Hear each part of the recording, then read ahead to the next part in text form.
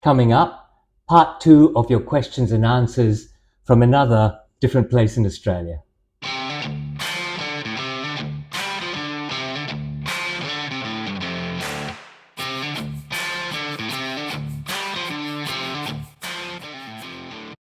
G'day, welcome back to Bootlosophy. My name is Tech, and I acknowledge a number of traditional owners of different countries that I'm on, because I'm still traveling up to Christmas to finish off a lot of assignments throughout Northern Australia. So today I'm going to recognize the Nigina people, traditional custodians of Derby, in which I'm filming right now, but I'm also going to be recognizing the traditional owners of Broome, the Yaru people, and then I'll end up back at home, I think, with the Whadjuk people, who are the traditional custodians of the lands in Perth. So this is part 2 of your questions and answers. If you watched part 1, you realize that I've answered all the questions you asked on my Instagram post asking for any Q&As.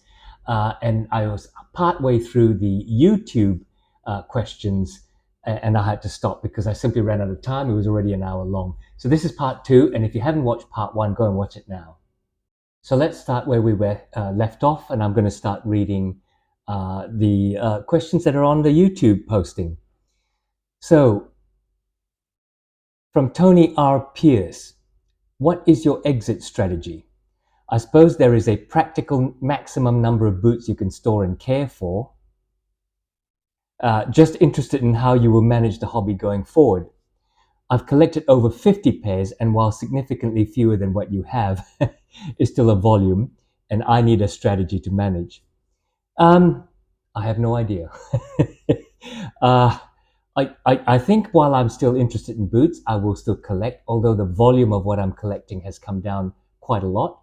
I used to buy almost a pair every week, but I'm now sort of like acquiring maybe one pair every month, which is why I'm really starting to look at long-term reviews of some of the boots that I have. Thank you, Tony. All right, let's take a look at this one. James Rice 9412. How do you feel the role of boots? How do you feel the role of a boot weight affects comfort? I'm finding that lighter boots are overall more comfortable. This from my rotation of about 12 different boots. Yeah, I don't think you're wrong. I think heavier boots are more tiring to wear, obviously, because particularly, I think if you consider what it is you're wearing them, what circumstances you're wearing them in, I think if you're walking a lot, then a heavy boot can be very tiring, and tiredness does affect comfort. I'm not sure that weight necessarily by itself affects comfort. I mean, if it's a comfortable boot, it's a comfortable boot, and you walk around in it, and that's where the tiredness might come in. Next one is Mike Kirby 2085. Do you think there's unnecessary deference on things like Goodyear welts, or on certain aspects of boots and their construction? Like, it's great they're resolable 20 times, but if you have 10 plus pairs of boots, you may need to resole them once in your lifetime. Yeah, I don't think the deference on things like welts and Goodyear welts and stitching is all about being able to resole them. I think for boot collectors like myself, talking personally, I like the idea that it's made in a way that's been time proven. I like the idea that it's going to last, even if I don't have to resole them, that it will last. Unlike, cement construction shoes and boots that you get in fashion stores that, I've bought cement construction dress shoes that I take to work that I've had to throw away after a couple of years. They literally fall apart. But I do know that even if I'm got a big rotation and I'm never going to have to resole, that these boots will last me. So I think that's one of the things I look for in terms of being respectful of Goodyear welting or stitch down or whatever. And I think also the fact that they are heritage styles of making, of construction, means that they're well proven in terms of how they're made. And I think we do pay due deference in that, not crazy deference. Yeah, so, no, I don't think there's unnecessary deference. I think a lot of people might buy Goodyear welted boots saying, oh, they're resolable, that's not necessarily my biggest concern. Rightio. This one from J Stukel 44. So with Whites/Nicks versus Truman as examples, do you notice a difference with the heel heights and arch support? And does it feel more stable, more quality? I want a pair of the P&W boots, but the price is high, so I want to see if the quality is worth the upcharge. Love the videos. Look, I do think there's a difference with heel heights. The higher the heel height, I think the more arch support you feel. And I think my interview with Anthony Cox also brought that out. Anthony said, if you lift your weight, if you stand on your tippy toes, naturally your heel arch lifts, and that will give you the kind of arch support that you might need. Does it feel more stable, more quality? I'm not sure about more stable, particularly with the higher heels. But I think there is some stability in the heavier builds where there's lots of layers of leather under your foot. You certainly feel like you're made of iron and steel and capable of doing anything.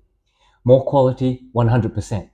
I think the kind of weight that goes into the building of the boot, not so much the heel height or the arch support, but the P&W boots, for example, just exude quality in the way that they're constructed and the layers of leather that's underneath that just lead up to that quality. All right, next one is from KALCIFER, KALCIFER. I'm still fairly new to boots. Got my first pair 7 years ago and I have 3 pairs. I use them a lot. Good on you. I recently purchased a pair of MPs from Whites, and reading, I saw a lot of articles about the necessity of shoe trees. Are they really necessary? My 3 pair of Red Wings get a lot of use and don't seem like they've needed trees. From my understanding, it's to prevent creases mostly. In my opinion, I don't see that as a negative, as it gives a boot character and looks way better than a pristine looking boot. Your thoughts? Any other benefits to shoe trees that I'm missing? Okay, I do use shoe trees, but not on all of my boots. I use shoe trees particularly on dress boots. I use them in almost all of my R.M. Williams Chelsea boots because I think I'd like to keep them reasonably pristine from a dressy point of view. Also with some of my other dressier boots and maybe a few suedes, I think, the dressier suedes, like I have a pair of blue suede boots that I do take some great care of. What are shoe trees, boot trees for? Well, firstly, they keep the shape. Yes, they do prevent creases, but to me, that's not the primary focus. I think the primary focus is that they keep shape. And what I mean by that is particularly toe spring. I think if you're not using boot trees on some boots, the toe spring will start to rise up rather than keep to a reasonably flat sole and toe. So that's one of the reasons I use them, particularly for dressier shoes, so you don't get that toe spring. I think for things like Red Wings, and I believe for Whites, it doesn't hurt to have a little bit of toe spring if and when that develops from Whites, which is going to be quite difficult to do, particularly with the MPs because of those layers of leather. So keeping the shape, but also I think one important thing is sometimes they're really useful if you're wearing your boots all day. Your boots are a bit damp from sweat, but shoe trees, particularly cedar ones, will leach out the moisture and dry them a little better for you. Preventing creases, sometimes they do, sometimes I don't, and I do agree with you that sometimes it actually makes a more rugged boot actually look good. Next question, Raelia Hoffman, I think I got that, Raelia Hoffman 022. Why did you decide to make a YouTube channel all about boots? Also, how did you come up with the name of your channel? Thank you. I think I decided to, well, firstly, I have been on YouTube before. I ran a management business channel, which I've since closed down, but I'm going to reopen. So I'll make an announcement of that if you're interested. So I have been on YouTube before, but why did I decide to do one about boots is I got into boots during COVID. When I started looking at boots, I mean, I've always been fascinated by boots. I've always had a dressy kind of boot, like a Chelsea boot, which I got from R.M. Williams, had mine for decades. I was really into Timberland in the 90s when I went to the US, and 90s was big with Timberland at the time. So I really did like that look. But I also have really liked service boots. I'm a bit of a World War II nerd, and I quite like the idea of service boots as being used by the American forces and the UK forces. So when I started getting into boots proper in about 2019 during COVID, I bought service boots first, like the Captain and so on, and I learned a lot from the YouTube channels that I watched at the time. Stridewise, Dale's Leatherworks, who was called Aerosurfer LV at the time, Boot Spy. There was an English one called the Devon Reviewer, I think. Rose Anvil, Trenton and Heath, Bedo's Leatherworks. And because I learned a lot, and I realized that I could do something a little bit different because of my management consulting experience, I decided that what I really wanted to do was learn about the boot that I'm holding, the brand, how it's made, what the history was of that particular boot.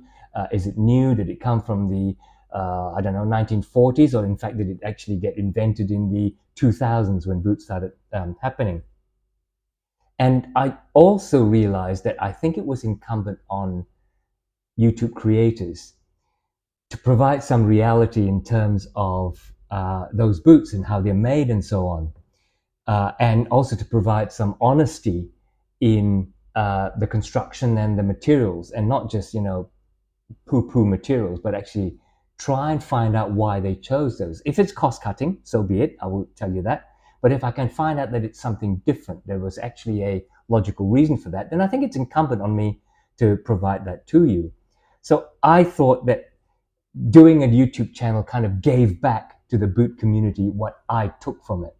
And I took a lot because I learned a lot as I was buying my boots. I bought the boots that were being reviewed. So I thought, well, let me contribute to the boot community. And that really was the reason. Also, I like being creative and doing these things. How did I come up with the name of the channel? Precisely for what I said. It's a mixture of the philosophy of boot collecting, boot wearing, boot making. So I made it Bootlosophy. Hey, look, you can see the sun coming through the slats in the motel room sliding door. It's sort of over my face, and the light that I've got in front of me probably isn't bright enough to sort of compensate for that. So I'm going to stop there and continue at another time when perhaps the sun's not blinding me. I'll continue, and then we'll go on to the next question. Continuing the questions and answers now. I'm in Broome, the town of Broome in northwest Western Australia, which is about a 2-hour drive from Derby, where I was. This is the land of the Yawuru people, Yawuru country, which I used to actually do a lot of work in, and I have a lot of old friends here. But I'm in my hotel room, and I'll carry on with the questions from the YouTube post. And this is a good one. Admin Playmaker 2601. And his question is, how bad is racism in Australia? How bad is racism in Australia? This is really interesting because after he asked this question, a number of people, Kato2395, Christopher Becker 1639, kind of objected. They said, what the heck? How is this question relevant to a boot channel? And Admin Playmaker 2601 came on and said, oh, hang on, be cool, brothers. I'm asking such a question because of the fact that Mr. Tech acknowledges country at the beginning of his videos, or he makes an acknowledgement statement. So technically speaking, it's related to Bootlosophy. And I replied and said, yep, cool it, everybody. I think it's a valid question, and I'm happy to answer it because when I put the post up, I did say that it was anything about Bootlosophy or me or what I do. So I'm happy to answer it. Now, I'll get into that. Let me talk about the question first. How bad is racism in Australia? It is not as bad as anywhere else. It is not as good as anywhere else. In my view, racism is about a sense of power. That's why you have minorities. And that's why racism can be based against minorities, because there is a sense of power. There are a lot of Asian countries that was once under some form of colonial yoke, whether it be Indonesia with the Dutch colonists, whether it be Malaysia, Singapore, Australia with the British imperialist colonists, whether it be Portuguese colonists, Spanish colonists in the Philippines. Many parts of Asia, let's be frank, the older people especially do not like white people. But that's not racism. That's I suppose a hark back to the way the older people were treated under colonialism. It is racism if they had the power, i.e. white people who lived in that country were a minority, which tends not to be the case. White people in those countries tend to be tourists. So there is a difference, I think, between racism, sense of power, and prejudice, a sense of history, not liking, whatever. Australia is not as bad as anywhere else. It's not as good as anywhere else. I have had racist experience. I'm not going to talk about them. But I have a good friend, Patrick Dodson, who was a former senator for Western Australia. And he was asked once that exact question, how bad is racism in Australia? And let me read to you some of his answer. He says, and by the way, Patrick is known in Australia as maybe not to everybody, but he's known in Australia as the father of reconciliation. This is what he says. It's a detraction from the real quality of being an Australian when people engage in the underbelly of dirt and harshness and hatred and viciousness that really contributes to nothing except a condemnation of themselves. He goes on to say, it's people who are misguided and ignorant, and people who feel a sense of loss because they feel something is changing that they once held precious. And then there are other cases which are just vileness. It's just people who are vile, who can't see beyond the hatred that they are consumed by. And I think that speaks a lot about the nature of racism. Here's the interesting thing. One of the comments on this question was, haha, tech is racist against people who don't acknowledge country. By the way, the coward deleted that text, that reply, after all these replies that were supporting, hey, what the hell are you asking about racism? So, cowards, vile, and a seriously lack of understanding of what racism is. Racism is not about celebrating cultural protocols. Racism is about power, looking down on people. But as Patrick says, it is people who are misguided and ignorant, people who feel a sense of loss. So maybe this guy felt a sense of loss. He had a sense of identity once, and now he's been possibly in his mind relegated. Look, in my experience, and most of you who have been with me, subscribers for a long time, understand this. They have seen racist comments on my posts, both in Instagram as well as on YouTube.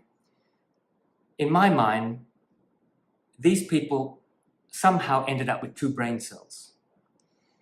And with those two brain cells, they see things in a distorted view. I don't mind a good political debate. I'm not about wokeism. I'm not about being an apologist. But I grew up with my parents teaching me about the equality of the human race. So it upsets me when people with two brain cells or less decide that they're special because they're perhaps, as Patrick says, something that they've lost. But the short answer to how bad is racism in Australia, no worse than anywhere else. Certainly no better than anywhere else. Okay. Let us go on, shall we? Dominicreviews says, do you make good money from doing YouTube? No. There's a reply here from Jonathan19947. They all do. No, I don't. If anyone does YouTube videos constantly, be assured they can get good income. No, I don't. I earn a really good mid 3-level income from my business. YouTube pays me maybe $400 a month. Nope, that is not good money. But that's not what I'm after, right? I'm not here on YouTube to make money from YouTube. People call me an influencer and I balk at that. I'm not here to influence people. What I want to do is talk about my passion that I've found in boots. And I want to make sure that you get the right information about boots so that if you have the passion, you can make free, prior, and informed consent decisions. So do you make good money? No, not really. I've told you how much I make. And that's with, 20-odd thousand subscribers. I really doubt I'm going to live off my YouTube income. Okay, next question. What is your favorite leather and manufacturer? Manufacturer, don't worry, Parkhurst. I've made that clear in the last few days. What's your favorite leather? I've answered that in a previous question, I think. If not in this video, in the one before, Chrome Excel. Right, the next one is from IT3880. What has your experience been during returns/refunds/exchanges from online purchases? Any been particularly helpful or troublesome? I have to admit, I have been really lucky. I know my size. So when I order, I'm pretty sure I know what I need. But also, I do some due diligence. I will contact the manufacturer and say, look, these are the types of boots I have. This is, I've measured myself on the branding device. But if you don't, do the other things. This is the sort of size I wear in a sneaker, Nike, whatever the brand. These are the sorts of sizes I wear in this brand, that brand, and so on. And if you don't have boots, discuss the shoe brands that you have. And I've been lucky. I've mostly got boots that fit. What I sometimes am not happy about is the last, because the shoe size is fine when I order, but depending on the last, sometimes the knuckle of the outside of my foot, or sometimes my toes are a bit squeezed, and I don't like that. So I've never actually returned or exchanged, so I can't comment on that. So my advice to you, if you have problems in getting boots that you need to return, talk to them, give them examples, make sure that you're measured and you understand what size you're in. All right, next question. What is this? Vanillaspelt. Do find similarities between the passion for boots and coffee? I'm not sure if that's a question. He does find similarities between the passion for boots and coffee, or is the question, do I find similarities between the passion for boots and coffee? I wouldn't go so far. I think I've told you at some stage that I have a form of ADHD. It's called neurodivergence. It means I look for different things to do, to create and be involved in. And that, I think, is a lot of my passion for boots. I'm really into Lord of the Rings, as you will know, so I collected Lord of the Rings figurines. I once upon a time collected matchbooks. I once upon a time collected coffee mugs. It's that kind of an experience. Coffee, love my coffee. I do appreciate good coffee. I'm not sure I find a similarity. Next question. Zaltan Zero, sorry. Hey Tech, are you looking to pick up Grantstone loafers in the future? No. Not because they're not good, but when I started buying boots in 2019, I thought to myself, I've had shoes all this time, pretty good ones. I had Florsheim's, Imperials, and so on. I could actually survive wearing boots because I have a passion for boots. You know what I do? I'm going to start buying boots and I'm going to sell some of my shoes. So no, I'm not going to pick up Grantstone loafers. Next question is from Jose Marquez 4319. How to style grey leather boots? Quite simple.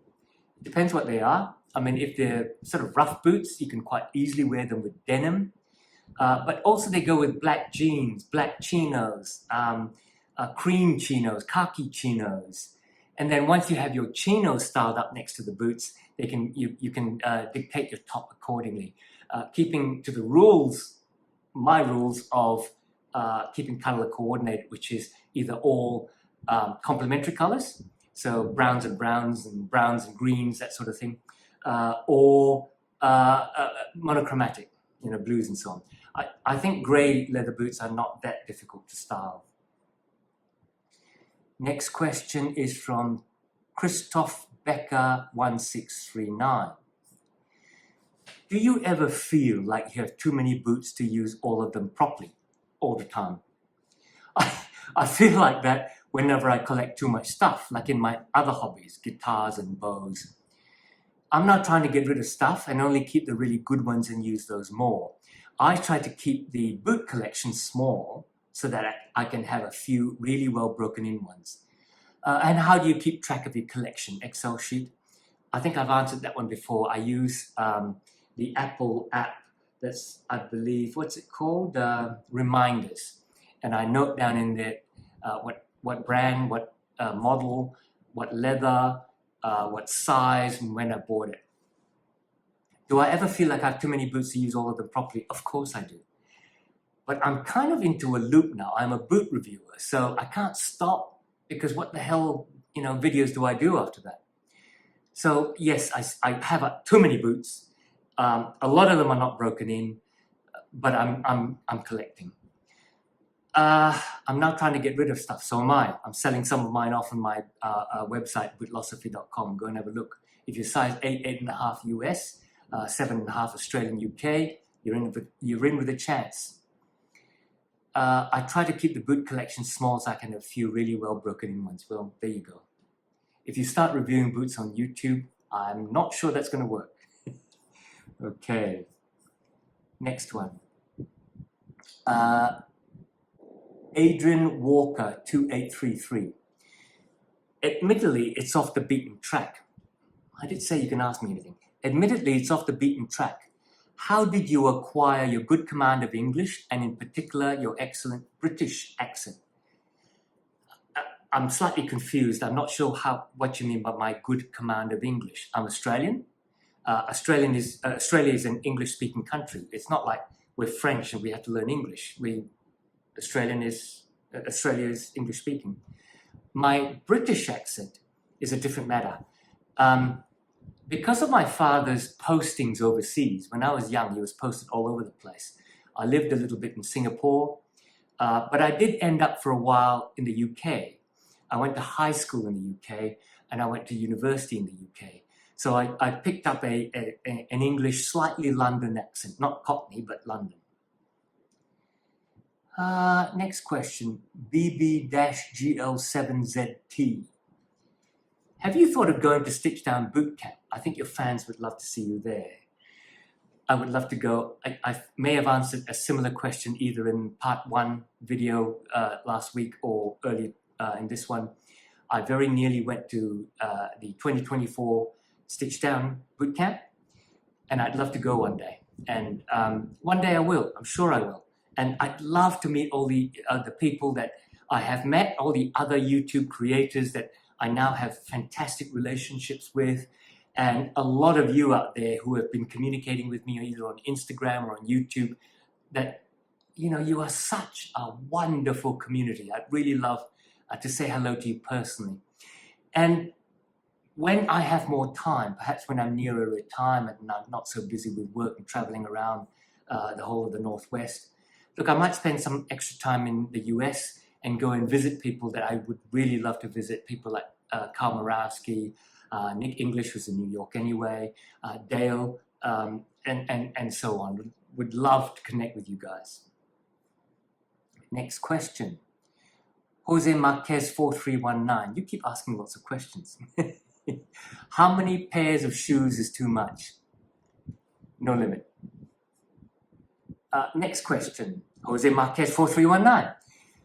I've conditioned some Santoni shoes that have patina with Saphir Renovateur. Sometimes it removes the patina. How much should I add to not have this happen? Also, sometimes where water drips on the shoe, a white residue forms. Is this form excess conditioner. I feel like my boot may be better off without conditioner. Firstly, I really don't think you should over-condition your shoes. You should condition your shoes when they start to feel dry, rather than conform to some schedule, right?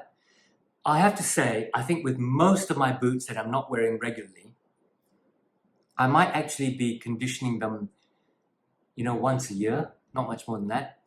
For those that I'm wearing a lot of, I'll condition them when they need it, when I feel they need it. And with some, I think it's about once every 3 months. With others, I think it's maybe twice a year, if that, In terms of shoes that have patina, they're often painted patina as part of the hand finishing process.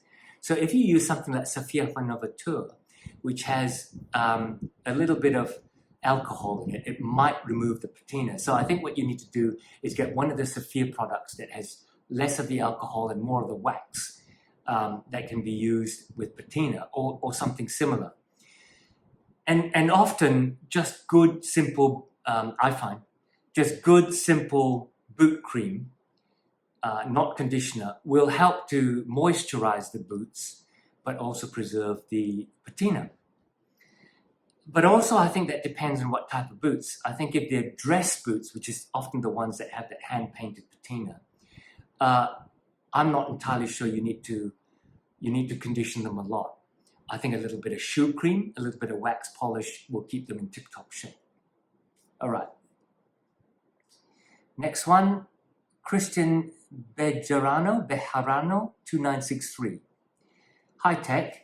I know your Grail boot is the White's MP Sherman, but do you also see yourself ever owning higher-end plain-toe cat-toe boots or bespoke boots like from Creosote, Clinch, Brian the Bootmaker, White Cloud, etc.? It's a very niche reach in the 1K plus price tag. So I'm wondering your take on the higher-end market. And it is subjective, but justified to spend extra dollars on the brand or relationship with the maker when IDN brands can do MTM at a fraction of the price. IDN, I guess you mean Indonesian. Let's break this down. Would I ever see myself owning Creosotes, Brian the Bootmaker boots? Yes, I would. I think I would be very sparing because they're expensive. By the time I buy them in, $1,000, $1,200, $1,300 US dollars, ship them to Australia, pay the duty, I reckon I'm close to paying 2,000 Australian dollars. And by the way, the price of an Australian dollar Big Mac in Australian dollar terms is the same as a US dollar Big Mac. Our cost of living in terms of the relative dollar is the same. So spending 2,000 Australian dollars, you can convert and say, that's X dollars US. Now, it's the same buying power. So that means a lot. So I would consider them, but I would be very careful which I pick and when I pick and how much I pay. I haven't so far because precisely that. They're expensive to me. I'm sure the value is worthwhile. Wondering your take on the higher end market. Well, that's my take. I think if they're worth it at the price. I guess if I had, say, a pair of Red Wing Iron Rangers and then I maybe dip my toe into a Grant Stone, maybe if I bought myself a Caswell, I'd then say, well, you know what, I might try an MTO with Brian the Bootmaker. That's fine. When I'm spending US $300 to $500 a boot twice a month, spending $1,000+ is a lot. Is it justified to spend extra dollars on the brand or relationship with the maker? I think the brand, yes, if it's a good brand and you're getting that value for money ratio that you like, your value and the money, is it worth it? Or the relationship with the maker, well, I'm friends with Andrew Savisco. I'm friends with Fortis Boots. I know Kevin from Caswell really well. We've talked. Gareth from Jim Green. I'm not sure that I would buy a boot because of the relationship. I like the relationship, but I'd buy the boot because of that value cost ratio. What's the value? What's the justification if Indonesian boots can do MTM at a fraction of the price? Normal person, probably hard to justify. Boot reviewer, I want to dip my toe in the water.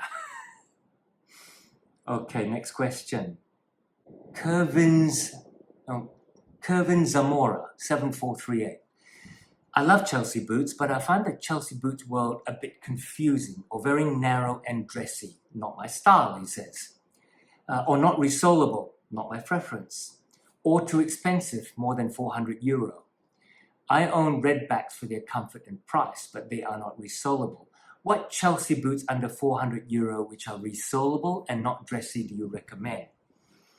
I don't know any. I'm not sure what the conversion between euro and Aussie dollars is. I'm guessing €400 in Aussie dollars is around 800 Aussie dollars.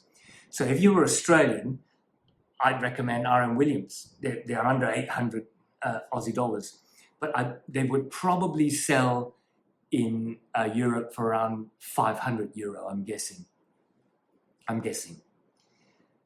However, I think you've got Meermin, which is made in Mallorca, which falls under €400, I believe, that I think are more than capable of fulfilling any Chelsea boot gap in your wardrobe. Not dressy. They come in a variety of different types. They have kudu, they have suede. They might have reasonably slim lasts, but have a look at the Meermin website. Next question is Yushu 1985. Hello, Ryan. Good to see you here. How do you, oh, by the way, go and check out Yushu's boot channel on YouTube. Excellent. How do you typically handle negative comments?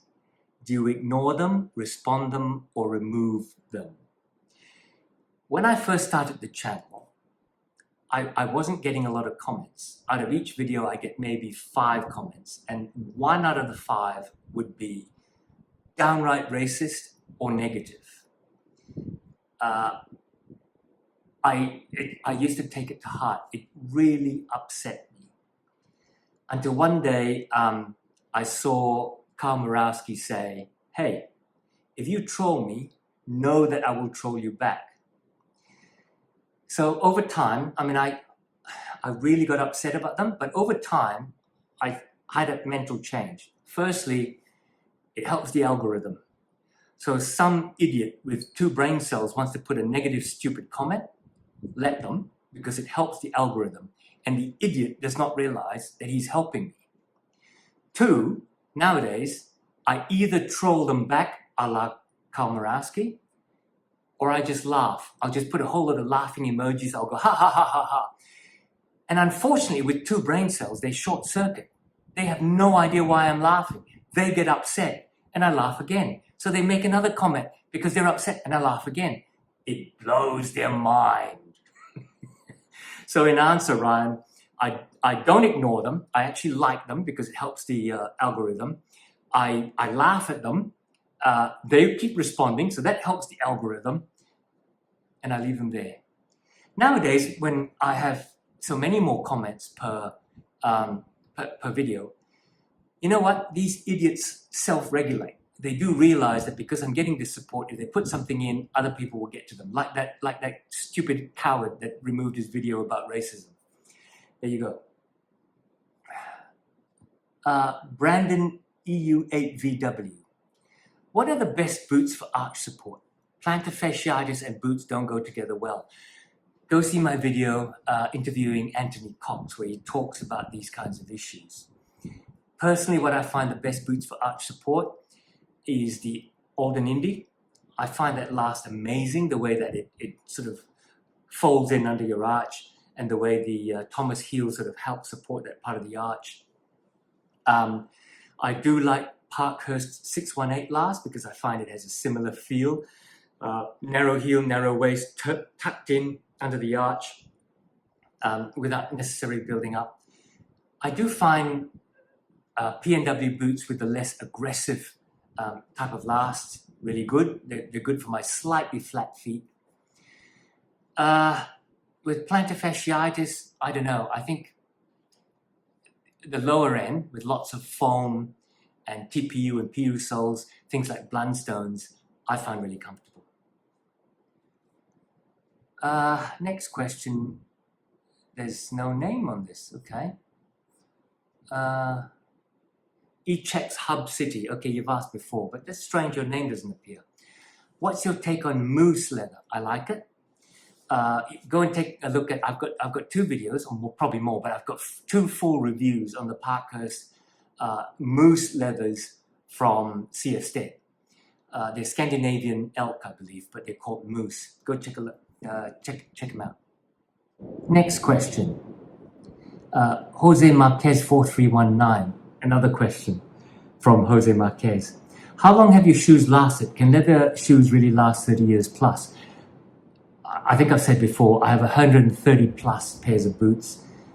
They don't rotate a lot, so therefore they last me for the whole of my life, 100%.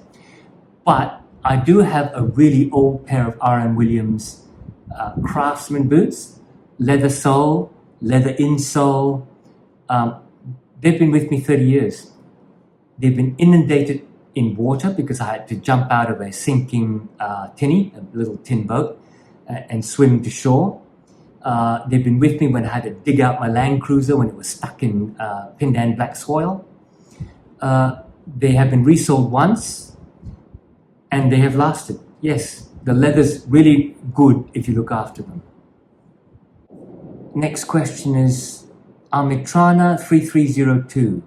Can we style black boots with dark denim jeans? Totally. I do it all the time. Next question is from YouCanChangeYourWorldToday. And yes, you can. What's your favorite color boots, favorite style, and favorite outsole style? Overall, if you had to pick just one pair to wear every other day for a whole year, which would it be and why? What's my favorite color? I think I like slightly weird colors like the grays and the greens of, the like kudu green. I do like a little blue boot. But if you said what's my favorite boot color for wearing in everyday wear, it would have to be brown, and a dark brown. I like tans too, like saddle tans or British tan, that sort of a lighter tan. But I think if you had to say what boot would I choose to wear every day, it would be a brown boot. Quite versatile. Favorite style, service boot. And favorite outsole style, I've said before, the Ridgeway. Overall, if I had to pick just one pair to wear every other day for a whole year, which would it be? It would be a Chelsea boot in Australia because it's so easy to just pull on and pull off. We go around barefoot quite a bit. And it would probably be an R.M. Williams. Might be one of the other Australian brands. James Lane 5523. Is stitch down construction too casual for a shirt and tie? Depends on the stitch down. British bootmakers will make a stitch down formal boot, a very dressy boot, so no problem with that. I think if you're thinking of P&W stitch down with the contrasting stitches, bright white double stitch on the blacks and browns and rough outs, yeah, definitely. But you can also have a toned down stitch down construction boot, which the Spanish do very well, which the British do very well, and which I think the Dutch do very well. Da Vinci Dribbler. Oh no, sorry, I've answered that question already. We'll go on. Hey, you know what? I think we've got them all. So I'm sorry if I missed anyone. I can't see anybody that I have missed so far. If I've missed anyone, I'm very sorry. But otherwise, that's the end of the questions. I've tried to answer them as honestly and as clearly as I can off the top of my head. So if I've made any mistakes, if I've made any blues, if there's been any kerfuffles with what I've done, I'm truly sorry, but they just came off the top of my head. I spent two and a half hours driving today to get here, and then I had lunch with some friends and finished off a bottle of wine. So these answers might be a bit iffy. I hope not. All right, so in summary, there you go. I don't know if you want to make this an annual event. If you do, let me know in the comments below.